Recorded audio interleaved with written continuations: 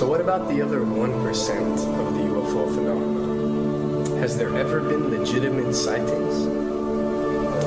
As promised, we're going to cover this 1% in a future episode. But I'll share with you something a wise man once shared with me. Before we should start focusing on dealing with problems outside our world, we should first focus on solving the problems within our world. And before you can start solving problems within your world, you first have to solve problems within yourself and within your surrounding environment of family and friends. So basically what I'm trying to say is that we have priorities that we need to focus on first and foremost so we can successfully build our lives and our minds. Now, it's no secret that the difference between what the government knows about UFOs and aliens and what is shared or released to the public is extremely enormous. And unfortunately, governments and several organizations on Earth are taking advantage of the UFO phenomenon to achieve worldly agendas. So why do we see particle beams, huge ones, firing at things that are, you were saying 200,000 Gs? Yep. I mean, go over that. Well, because I think it's part of a test for if there are bad guys out there. Or maybe they're doing preparations for factions. We may be looking at more than one faction. Remember, these groups tend to fragment. They fractally fragment so that you have wars within wars within wars. You know. But why would NASA release that footage? Well, remember, you've got all the good guys in NASA, and then you've got a few who are not good guys. The good guys don't know that there's something to keep secret. Remember, the lie's different at every level. They believe the lies they've been told. So when you set up a structure, an institution, which is supposed to be open and above board and is supposed to present live TV of the shuttle missions, they present live TV. Now, the controllers can't say, oh, well, you can broadcast this, but you can't broadcast that. Because the honest guys will then say, sure. Well, why can't we broadcast that? So people always say if this was happening, it would come out, and it is coming out. Well, I mean, I agree with you. When you've got the Catholic Church saying we need to love the aliens, they're our brothers, when you've got every major denomination saying it, when you've got all the movies, and you've got, in the 80s, huge programs at the Olympics with aliens landing, fake aliens, and you've got huge things the size of 3 football fields floating over Dallas and stuff all over the place. Something's going on. And then I read government documents about fake extraterrestrial landings. Any of this. Why? I mean, you believe it's fake. Remember Operation Northwoods? Yes. Okay. Or we can go to the, September 11th. Governments do huge, big things to sway populations at key nodal points in history. They love hoaxes. Yeah, well, it's manufacture history is what it is. We are building, all my UFO friends, I need to shake them because they're so, frankly, they're extremely naive, Alex. They really believe we're building toward disclosure.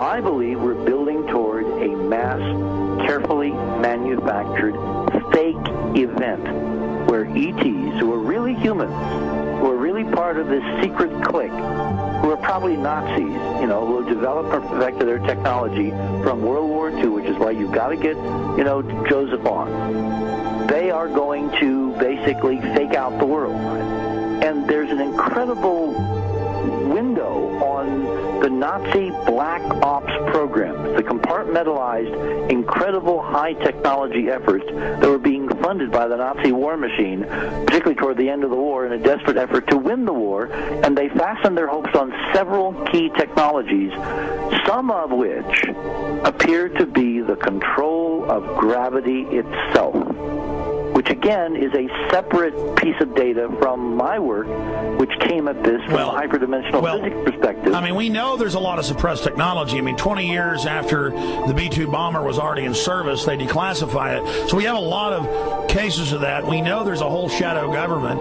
This is technology in physics, Alex, that would make anything you think you know like a candle flame compared to a hydrogen bomb. This is a physics that literally allows you to rearrange time.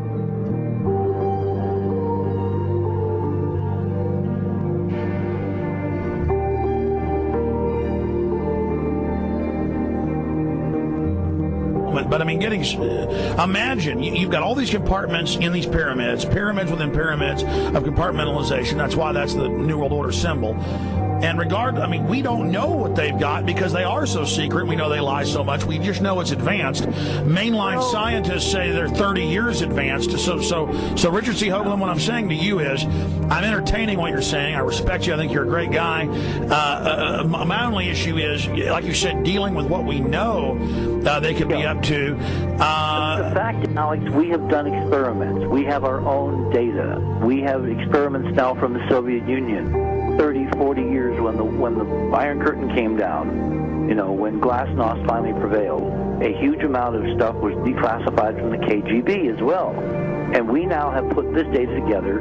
We not only know what the physics is, we know what it can do, we know what it's based on, we know how to make it work. We've seen in our own experiments ample evidence. We've seen experiments across the American landscape and even in Europe that vindicate various parts of this.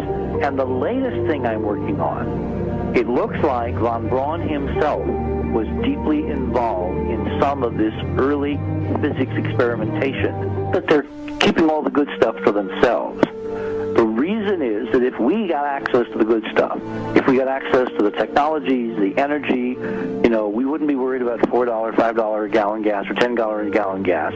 We would live like people are supposed to live, all 6 billion of us who could live lightly on the earth, Alex, with this technology. And live longer.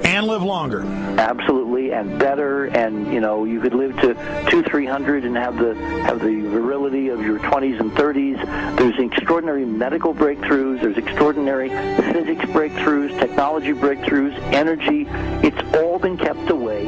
Think about it. We're already on a planet hurtling through space, all these wonders around you, and you've been taught it's bizarre to question, and that's because there's so many kooks in the alternative movement who do talk about ridiculous, Hollywood-style green men, instead of really looking at the shadow government and all these crazy secret societies that are admittedly running NASA and the shadow government. Now, ladies and gentlemen, during this talk that I'm going to give you, I'm going to explain to you the history of this phenomenon, who the secret government really is, and I will name them by name, the beginning group, the study group. I will tell you who they are today. I'm going to tell you what this is all about. I'm going to tell you who's selling drugs to your children, and I'm going to tell you why the United States government is afraid for you to find out what the truth is regarding UFOs.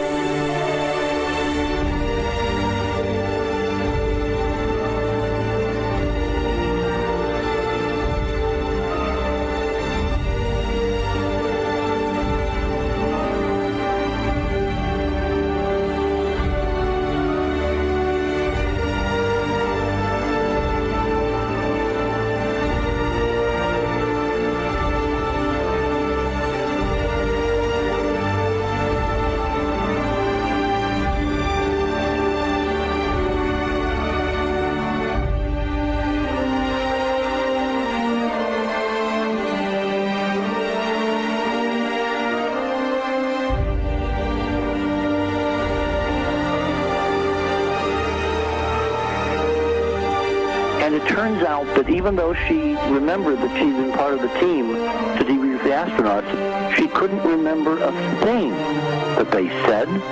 She couldn't remember why she no longer was working with NASA.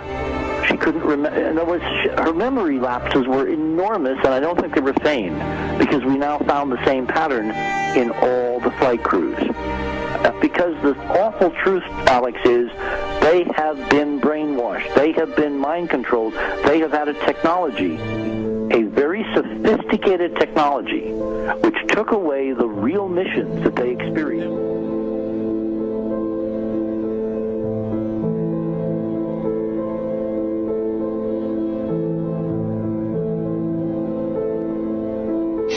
Sorry.